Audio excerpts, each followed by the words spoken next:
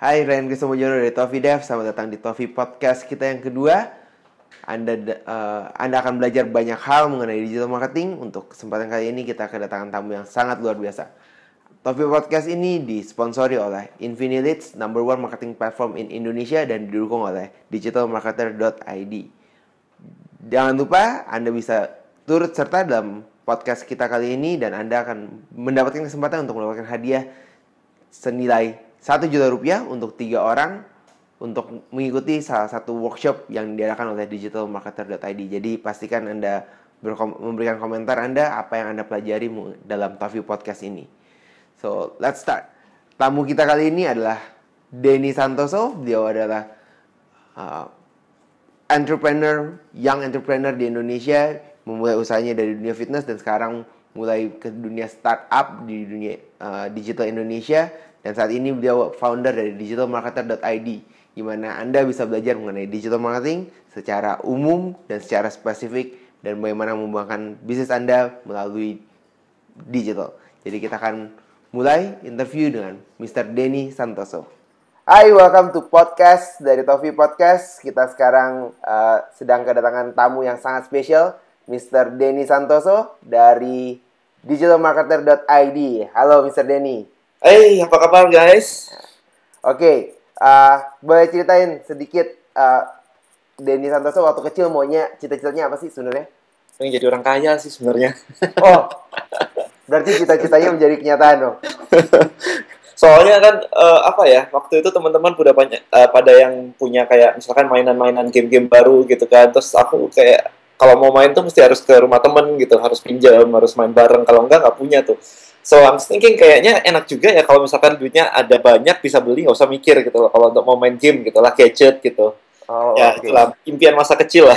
Impian masa kecil? Wah, dari kecil udah ditanamkan. Kalau gitu pas gimana perjalanannya? Apakah setelah itu emang pendidikan, latar belakang pendidikan? Kalau pendidikan, waktu kuliah sih ngambilnya IT ya. Karena memang pilihannya apalagi ya, waktu itu senang gadget, masa masuk ekonomi sih, masuk finance kayaknya nggak nyambung sama sekali gitu. So I'm thinking, kayaknya yang cuma bisa dimasukin juga, ya cuma komputer gitu. Dan itu cuma ada satu sih di Malang. Jadi waktu itu ngambil di Sticky Malang sih untuk IT ya. Itu sih latar belakang pendidikan. Oh, berarti gimana tuh setelah kuliah baru mulai usaha atau usaha sejak kapan? Waktu SMA tuh udah mulai ini ya, mulai jualan CD games ya. Karena memang kan suka doyannya nge-game. Cuman kan CD game waktu itu harganya berapa ya? Waktu itu kurang lebih, I think around 20 ribuan lah gitu. Cuman nggak ada duit untuk beli gitu. Paling ya sebulan bisa beli satu. Padahal sebulan tuh kan game banyak banget ya keluarnya. So, aku datengin ke tempat toko games gitu. Kemudian aku bilang ke mereka, gimana kalau misalkan aku jualin ini di sekolahan nih. Pinjemin aku beberapa hari, aku jualin. Paling ngambil profit cuma Rp1.000 lah waktu itu, Rp2.000 lah. But at least waktu seminggu aku bisa main game dong. Gitu. Jadi sambil menyelam minum air. Itu mulainya sih. Itu I think around SMA lah. SMA. Oke. Sampai kuliah juga iya. Kemudian kuliah mulai ngajar lah. Jadi agak-agak full ya. Mulai ngajar jadi asisten dosen, programming. Kemudian kerja officially itu semester berapa ya? 6 ya? Semester 6 lah officially. Itu jadi programmer freelance sama jualan suplemen. Itu tahun 99 sih. Nah, itulah mulainya bisnis. Oke. Berarti bisnis pertamanya, kalau bisnis pertama berarti kan jualan games. Tapi bisnis profesional pertama? Jualan suplemen sambil jadi freelance programmer. Itu at the same time. Itu at the same time? Yep. Oke. Tahun 99. Oh, wow.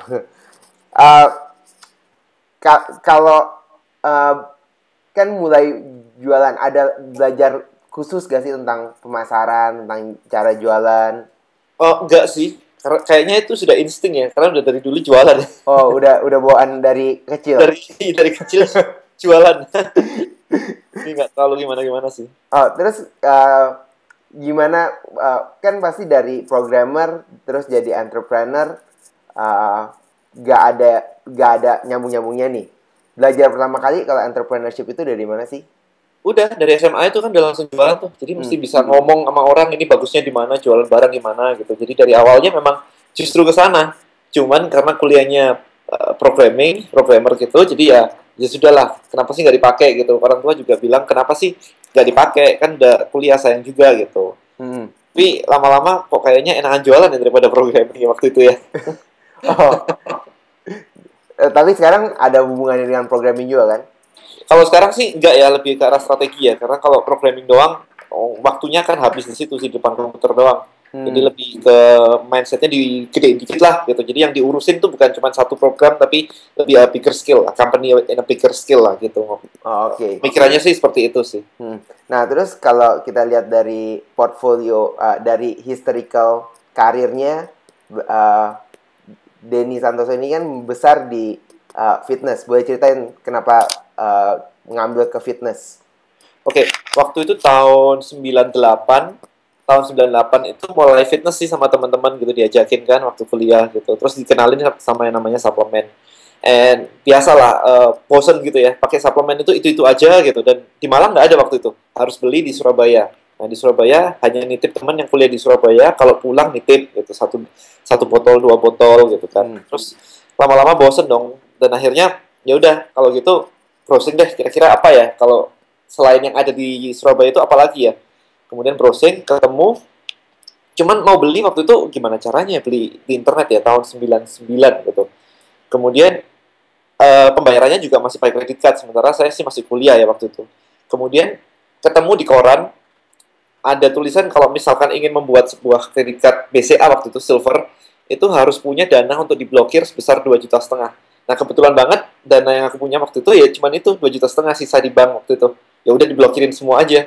Mikirnya adalah kalau misalkan nggak berhasil pun ya hidup masih ikut orang tua, masih kuliah, ada tanggungan keluarga dan sebagainya. Jadi ya minimum risk lah, ya duit di bank hilang lah, itu aja waktu itu. And setelah bikin browsing lagi, nanya teman-teman kira-kira suplemen apa ya yang bagus ya. Terus akhirnya ada beberapa nyebutin ini itu gitu. Oke lah, akhirnya beli gitu. Karena kan nggak boleh beli satu botol, harus beli minimal waktu itu berapa ya minimum ordernya ya? Satu box kayak segede box aqua lah gitu. So akhirnya beli segitu gitu, pakai sendiri, datang dan ini tawarin ke teman-teman. Nah waktu itu sih enak banget ya kalau waktu itu karena saingannya nggak ada, kemudian nggak ada pegawai lagi, jadi profitnya itu gede banget. Jadi waktu itu jadi enak juga ya, akhirnya nggak jadi pakai sendiri, jualin semua gitu. Nah itu mulainya seperti itu sih. Oh, itu ada asal muasal kenapa fokus ke. Nah dari situ habis itu tinggal di scale aja sih ke gym yang satu dan yang lain, muter-muter, kemudian ikut pameran. Nah akhirnya gede lah dari situ gitu. Bikin scale ke Jakarta. Oke. Nah terus setelah sekarang ini kan semua di Indonesia taunya adalah Denny Santoso pakar untuk fitness. Ya, itu basically gini. Basically yang membuat lebih terkenal waktu itu adalah ketika tahun berapa itu ya? 2008 ya. 2008. Jadi gini, banyak orang itu nanya pakai YM lah waktu itu. Masih zamannya YM. Mereka nanya tentang diet, aku jelasin. Nanya tentang diet, aku jelasin. Terus teman-teman bilang, ada satu teman yang bilang gini, kenapa sih kamu nggak bikin blog aja daripada pakai YM begitu kan sama terus muter-muter gitu. Bikin blog aja, ya udah. Akhirnya bikin blog dennysantoso.com waktu itu. Itu ngebahas tentang diet. Jadi setiap kali ada orang nanya, aku arahin ke situ. Ada orang nanya, aku arahin ke situ gitu. Sambil 2008 belajar digital marketing ya waktu itu 2007 atau 2008. Terus bikin email list yang panduandiet.com itu. Nah, dari situ nulis artikel, kemudian tulisan saya ditemuin oleh publisher waktu itu. Kemudian dibuat sebuah buku tahun 2008 akhir muncul buku rahasia diet yang pertama.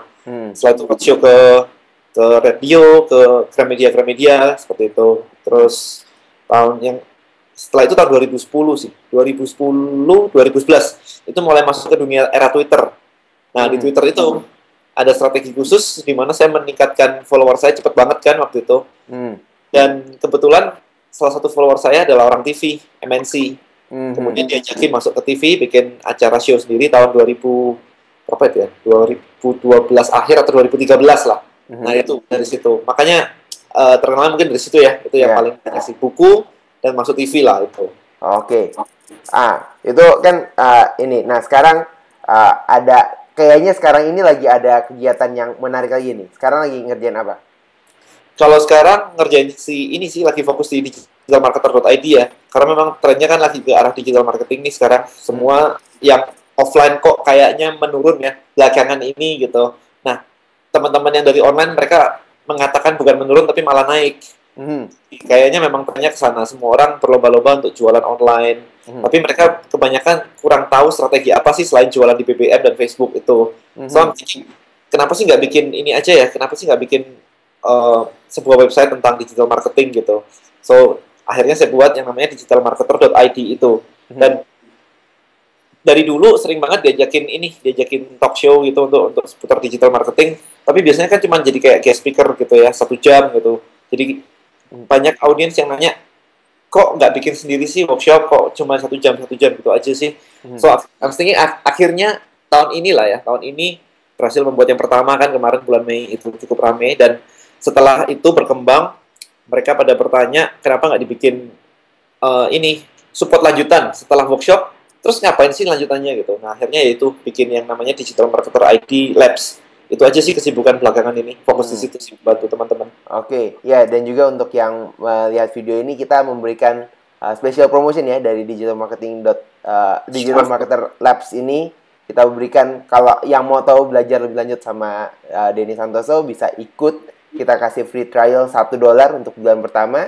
Jadi bisa ngelihat isinya seperti apa sih, bagaimana materi-materi apa saja yang ada di dalam Digital Marketer Labs ini. Ya, kalau gitu sekarang ini apa aja sih yang, kalau dari strategi marketing, digital marketing, menurut Denny Santoso yang lagi hot banget di Indonesia itu apa? Sebenarnya bukan hot banget, tapi ini yang sebenarnya harus diketahui ya. Kalau hot banget sekarang sih cuma jualan online sih. Semua pada jualan lewat Facebook, lewat Instagram, lewat BBM, kemudian masuk ke marketplace kan. Itu yang lagi hot saat ini sih. Tapi sebenarnya yang harus dilakukan berikutnya adalah mereka harus membuat sebuah database baru. Jadi kalau misalkan mau membangun bisnis online, mereka harus membangun yang namanya email database. Itu yang pasti harus banget. Kemudian selain email database, kalau di Indonesia pastilah BBM ya, BBM contact itu harus ditambah. Kemudian pixel audience dari Facebook, yaitu database yang ada di dalam Facebook, sama biasanya WhatsApp atau Line, itu yang terakhir sih. Jadi daripada hanya memasang produk berjualan di marketplace aja, kalau misalkan itu yang Anda lakukan, oke. Kalau laku memang oke, tapi database tidak Anda pegang. Kalau ada apa-apa, Anda bisa kehilangan bisnis Anda dalam sekejap. Misalkan akun Anda di blok gitu, selesai. Atau ada perubahan kebijakan dari perusahaan marketplace-nya, ya sudah selesai gitu. Tapi kalau Anda memegang database, nah artinya apapun yang terjadi, Anda memiliki customer Anda tinggal mengalihkan mereka kemanapun. Itu sih kuncinya. Jadi yang harus dibangun sebenarnya itu, fokusnya ke sana. Oh, oke. Fokusnya berarti mencari database sebanyak-banyaknya. Database. Jadi itu nanti Anda bisa apa ya istilahnya ya, membesarkan profit Anda dengan cara melakukan macam-macam, seperti misalkan upsell lah, kemudian ada referral program lah, kayak gitu sih. Oh, oke. Akan digarap dengan lengkap. Nah, untuk mendapatkan pelanggan baru ini, apa sih yang bisa di-share, gimana caranya untuk mendapatkan pelanggan? Karena kan emang tujuannya adalah mendapatkan pelanggan sebanyak-banyaknya, tapi caranya seperti apa? Kalau cara mendapatkan pelanggan sih saat ini ada beberapa. Yang paling utama sih jelas pakai ads ya. Kebetulan ads yang kita pakai saat ini paling enak adalah Facebook.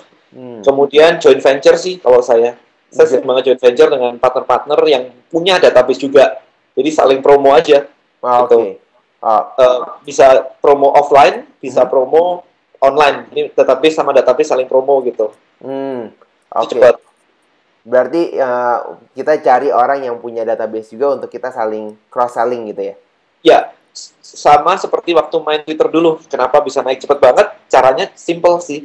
Cross-promo aja dengan orang-orang yang database-nya udah jutaan. Cepat banget.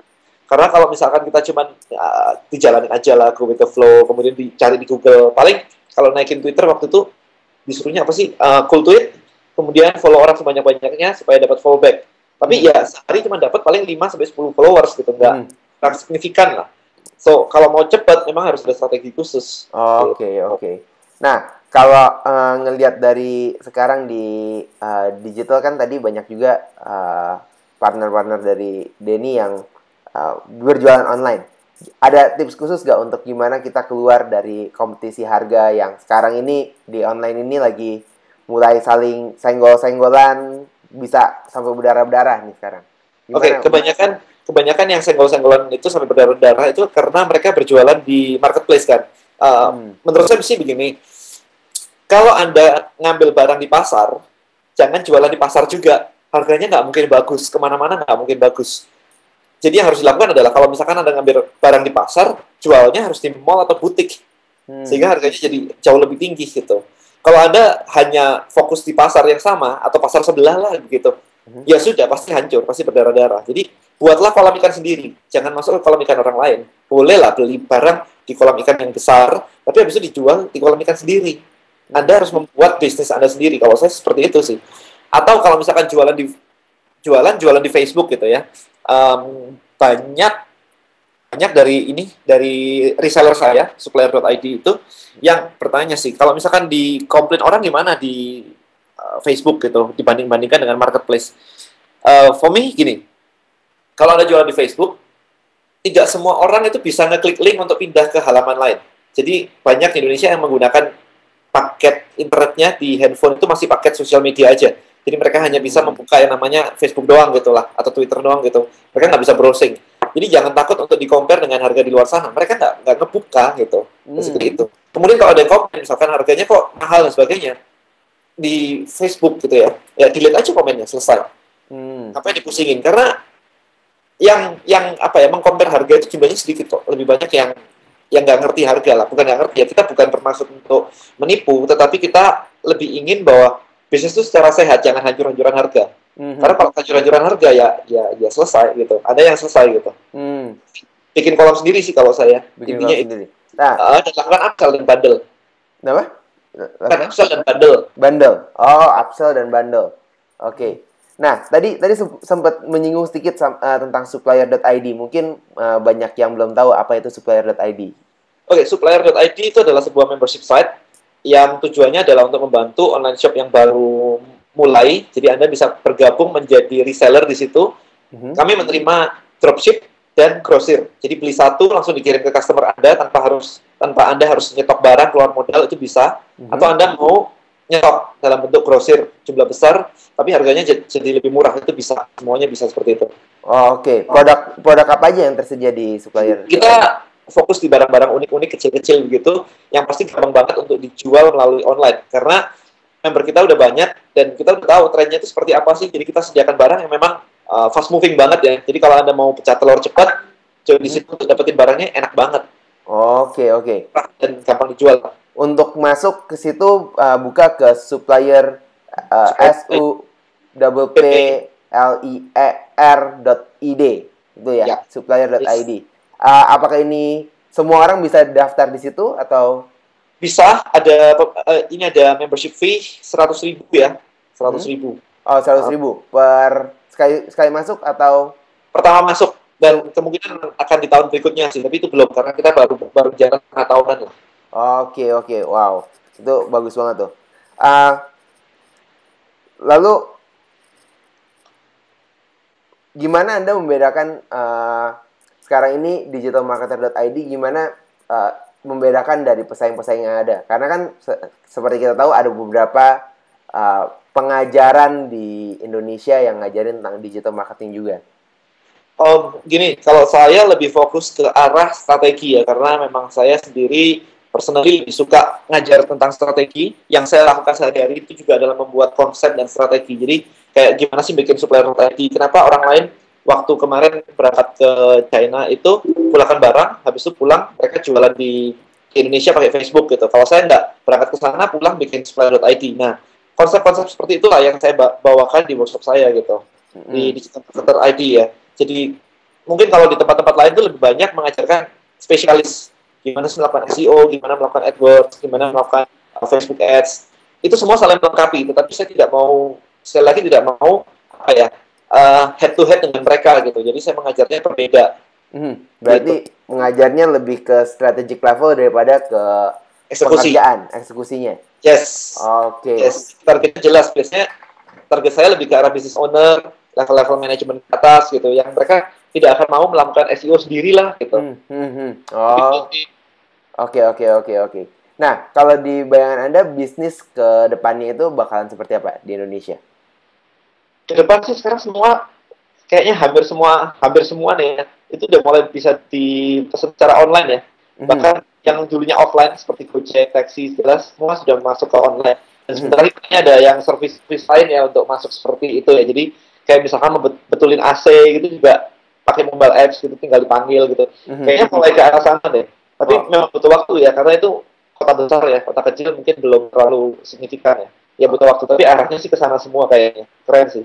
Kira-kira kapan sih kalau menurut prediksi kapan benar-benar sekarang ini kan seperti kita tahu masih tahap menunggu kapan ini dia terjadi tipping point sampai akhirnya meledak. Kira-kira ini 5 tahun lagi mungkin lumayan lah. 5 tahun lagi, berarti 2020. Mungkin sekitar ituan lah. Wow. Karena sekarang ini yang menarik adalah banyak pemain besar udah mulai masuk online kan. Nah, pemain besar inilah yang membantu kita itu untuk mengedukasi pasar secara massal. Enaknya di situ sih kan, banyak yang sudah mulai iklan TV. Jadi orang-orang yang sebenarnya nggak tahu apa itu online jadi tahu, oh bisa toh, oh ada tuh yang namanya online. Nah, kita yang bisnis sendiri ini jadi kebantu banget kan dengan adanya seperti itu. Itu sih yang membantu. Cuman mungkin masih butuh waktu lah ya, 3-5 tahun lagi lah ya. Oke. Saya juga mau ngasih tahu ke semua yang lihat video ini, kita akan memberikan 3 voucher senilai 1 juta rupiah untuk workshop dari digitalmarketer.id, 2 hari workshop kepada 3 orang yang memberikan komentar di bawah tentang apa yang Anda pelajari selama interview kita berlangsung ini. Jadi mendapatkan voucher senilai 1 juta rupiah. Kalau boleh ceritain dalam 2 hari workshop di digitalmarketer.id ini apa sih yang bakal dibahas? Oke, yang bakal dibahas itu sebenarnya cukup lengkap ya dari sisi strategi gitu ya. Kita mulai dari yang basic banget, kemudian bagaimana sih membuat sebuah bagaimana kita melakukan market research lah. Jadi untuk membangun bisnis dari nol itu apa sih yang diperlukan? Kadang-kadang orang kan berpikir bahwa untuk melakukan digital marketing itu harus sudah punya produk, harus sudah punya bisnis. Jadi dengan workshop ini saya mengajarkan secara lengkap melakukan market research itu seperti apa sih. Kemudian bangun persona ya. Persona itu sebenarnya target market. Nah, kemarin setiap ketemu orang itu mereka selalu membahas kalau saya punya produk A, itu jualnya gimana ya? Kalau saya punya produk B, jualnya gimana ya? Dan yang harus dilakukan adalah mau jual kemana dulu sih kita itu, baru produknya apa. Kalau ngomong dari produk nih, saya punya training digital marketing. Nah, persona atau target market itu ada 2. Saya simpelkan ada 2 ya. Misalkan yang satu itu mahasiswa, yang satu business owner. Itu kan tinggal milih sebenarnya.